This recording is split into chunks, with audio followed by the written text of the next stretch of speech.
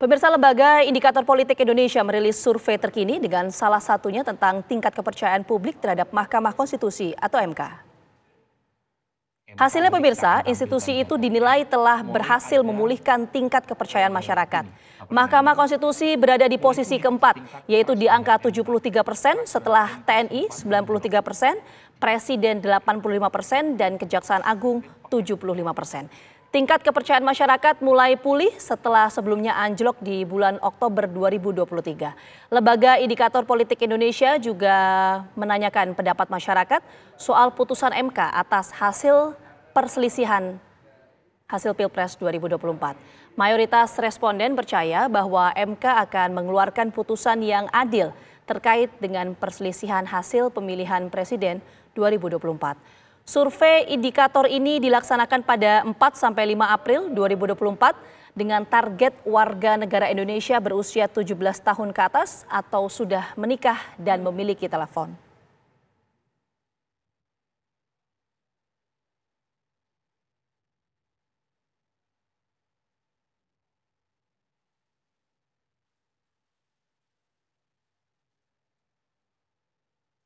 Pemirsa, sengketa hasil Pilpres hingga saat ini masih berproses di Mahkamah Konstitusi. Kubu pasangan calon presiden Anies Baswedan, Muhaimin Iskandar, dan Ganjar Pranowo Mahfud MD mengajukan tuntutan berupa pembatalan hasil Pilpres 2024 dan pemungutan suara ulang karena dugaan kecurangan pemilu serta penyalahgunaan kekuasaan aparat dalam pemilu 2024. Lantas bagaimana pengetahuan dan sikap publik terhadap kasus sengketa Pilpres 2024? Sudah bergabung bersama kami Direktur Eksekutif Indikator Politik Indonesia, Burhanuddin Muhtadi. Selamat petang, Prof. Burhan.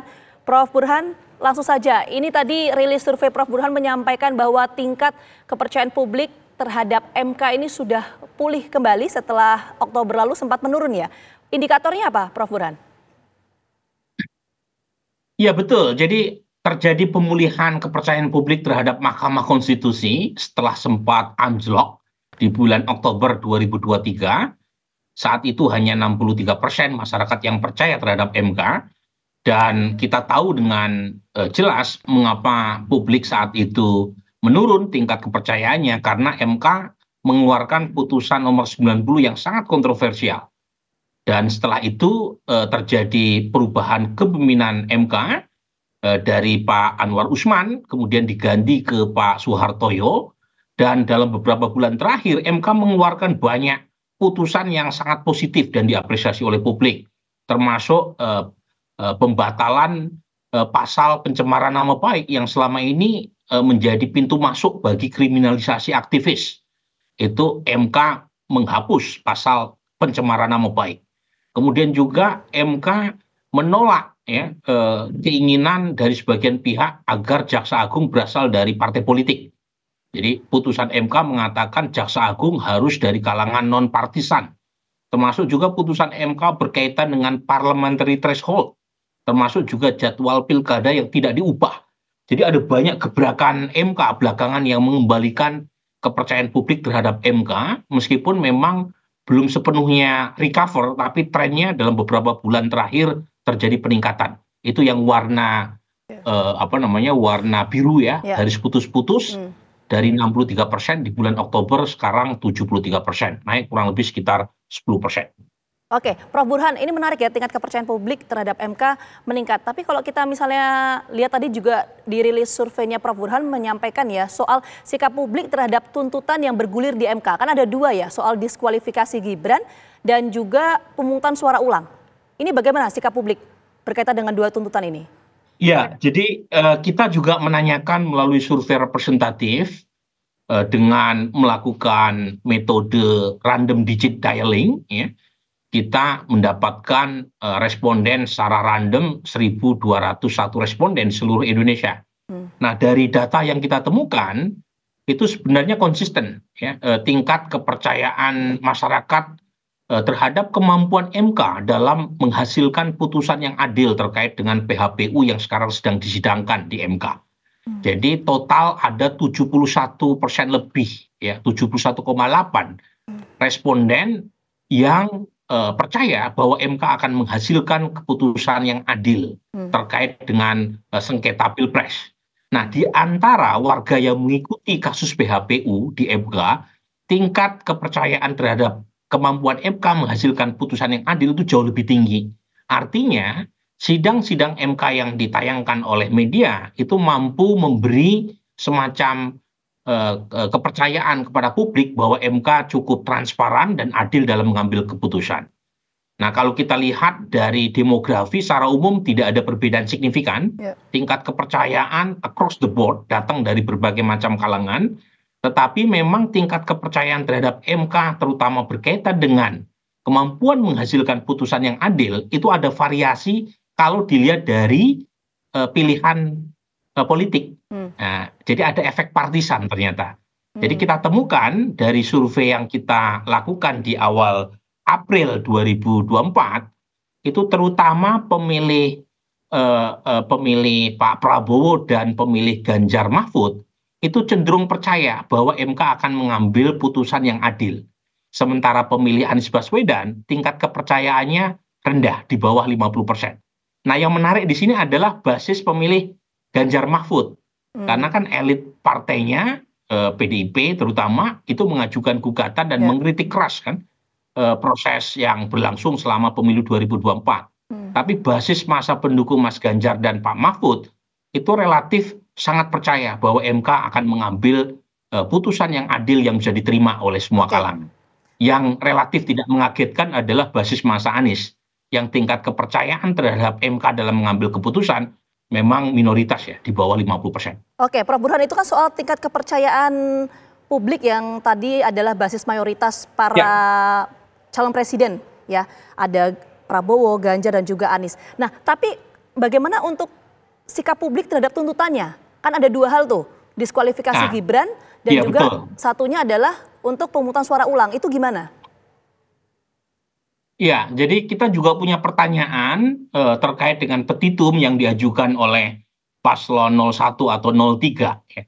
Jadi pertanyaan yang kita ajukan, wordingnya bisa dibaca oleh pemirsa dengan cara Anda upload hasil survei yang kita tayangkan di website resmi Indikator, wording dan metodologi saintifiknya kita jelaskan dengan sangat terperinci di sana. Nah, salah satu pertanyaan yang kita ajukan itu berkaitan dengan tuntutan berkaitan dengan pembatalan penetapan pasangan Prabowo Gibran sebagai peserta pemilu. Jadi salah satunya kan ada petitum yang diajukan Gibran dibatalkan kan sebagai peserta pemilu, sebagai cawapres karena dianggap melalui proses yang cacat secara etis ya. Nah, kalau kita tanya berdasarkan pertanyaan tersebut, itu total yang tidak setuju pembatalan penetapan pasangan Prabowo Gibran sebagai pemenang pemilu itu total 63,4%. Nah, itu untuk tuntutan yang pertama berkaitan dengan pembatalan kepesertaan Prabowo Gibran. Tetapi kalau misalnya kita tanyakan tuntutan yang lain yang diajukan oleh mereka yang berkeberatan dengan hasil putusan KPU, itu misalnya berkaitan dengan pemungutan suara ulang atau PSU tanpa pasangan Prabowo Gibran. Ini kan diajukan oleh paslon 03 ya.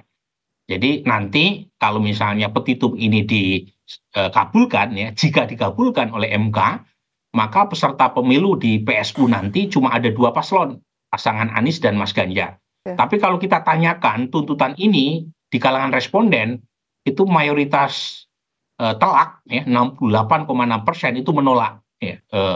Jika pasangan Prabowo Gibran dibatalkan dan hanya diikuti oleh dua paslon dalam PSU, jika misalnya tuntutan ini dikabulkan. Jadi artinya kalau dari data ini clear sebenarnya, bahkan pendukung PDI Perjuangan sekalipun ya, karena kita punya pertanyaan di 2024 kemarin memilih partai apa saja, kemudian di Pilpres kemarin memilih capres siapa saja, itu kalau efek partisan bekerja seharusnya kan yang tidak setuju terhadap petitum ini kan hanya 58% sesuai dengan jumlah pemilih Prabowo Gibran. Tapi faktanya kan yang tidak setuju terhadap pemungutan suara ulang itu mencapai 68% lebih. Artinya ada sebagian pendukung Anies maupun Ganjar yang juga tidak setuju jika terjadi pemungutan suara ulang dengan meniadakan pasangan Prabowo Gibran. Artinya sebagian basis dari pendukung Mas Anies atau Mas Ganjar sebenarnya sudah move on ya, terkait dengan apa yang sekarang sedang dipersengketakan di MK. Oke, nah ini menarik. Kalau sebagian basis pendukung dari Anies dan juga Ganjar yang kita tahu adalah dalam hal ini sebagai penggugat, ini kemudian tidak setuju atas dua tuntutan itu, apa yang terjadi sebetulnya, Prof. Burhan? Jadi ada diskoneksi ya antara aspirasi elit dengan aspirasi massa. Oke. Misalnya kita punya pertanyaan pilihan di 2024, memilih partai apa saja. Jadi ada sekitar 19% yang mengaku memilih PD Perjuangan. Dan ketika kita cross tabulasi, basis PD Perjuangan itu 55% tidak setuju PSU, tidak setuju pemungutan suara ulang. Dan hanya 30% yang setuju dengan petitum yang diajukan oleh paslon 03, paslon yang didukung oleh PD Perjuangan. Termasuk Nasdem. Nasdem kan bagian dari pendukung Mas Anies ya. Tapi 60% tidak setuju dengan petitum yang diajukan oleh Mas Anies sendiri. Yang relatif konsisten antara tuntutan paslon yang didukung oleh partai mereka dengan basis massanya itu pemilih PKS. Nah, jadi pemilih PKS itu konsisten tuh antara petitum yang diajukan oleh Mas Anies di MK dengan basis massanya itu selaras. Tetapi basis massa Nasdem, basis massa PKB, basis massa PDIP yang notabene mendukung capres yang lain yang kebetulan menurut KPU dianggap kalah, itu cenderung sudah move on dan tidak mempersoalkan soal keputusan KPU yang memenangkan Prabowo Gibran. Tapi lagi-lagi ini ini kan aspirasi basis massa ya. Sementara basis elitnya kan berbeda ya.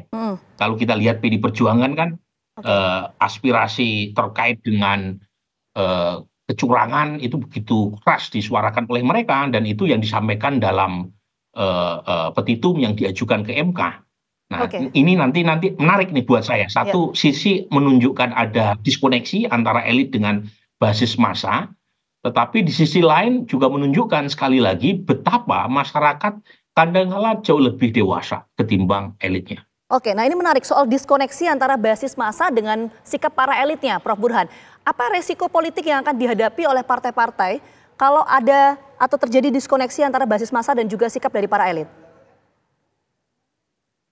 Ya, sebelum menjawab situ ya, saya ingin mengatakan, saya tidak sedang mengatakan bahwa pemilu 2024 tidak ada kecurangan.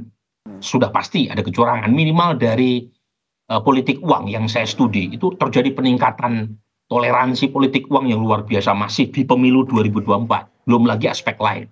Tapi lagi-lagi ya, sepertinya masyarakat termasuk dari basis massa masing-masing capres maupun partai itu melihat ya, dengan segala kekurangan yang ada, pemilu overall ada sekitar 76% menganggap sudah baik pemilu 2024. Dengan segala kekurangan yang ada tadi.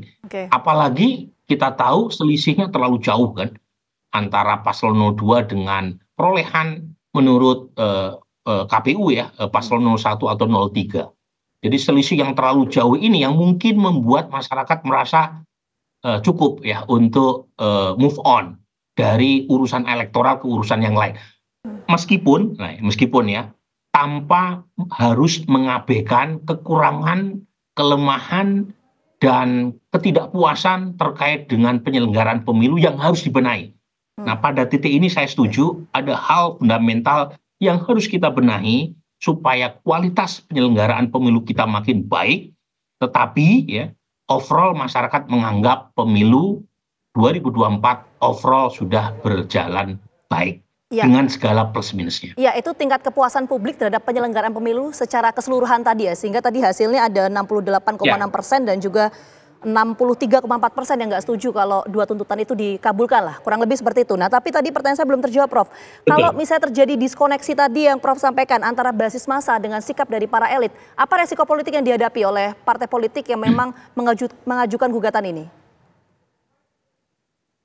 Kalau resiko politik jangka panjang yang terlihat basis massa itu bisa jadi mencari gantungan elektoral yang lain. Kalau misalnya aspirasi mereka tidak diwadahi oleh elit politik mereka.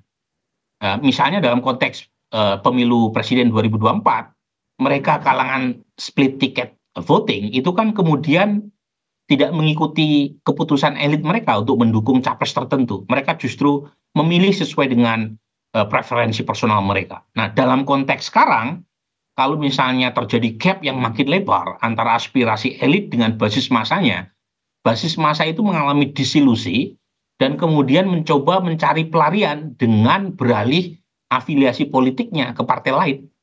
Dan dalam jangka pendek itu bisa dirasakan terutama di pilkada. Kan sebentar lagi ada pilkada 2024 bulan November. Kalau misalnya basis massa partai-partai tadi yang merasa aspirasinya terkait dengan isu ini tidak diakomodasi oleh elit partai mereka masing-masing dan elit partai mereka masih sibuk dengan urusan kepentingan politik masing-masing elit, ya mereka bisa melakukan tanda kutip semacam pemberontakan dengan memilih calon kepala daerah yang tidak diusung oleh partai mereka sendiri. Dan itu akan menjadi kerugian kedua yang dialami oleh partai-partai yang tidak mendengar aspirasi basis konstituennya. Akan mempengaruhi soliditas di internal partai, kurang lebih seperti itu. Sekali lagi terima kasih banyak Prof. Burhan atas waktunya sudah bergabung sama kami di Gardu Petang. Sehat selalu. Terima kasih, selamat Hari Kartini buat Selamat Hari Kartini, terima kasih Prof. Burhan.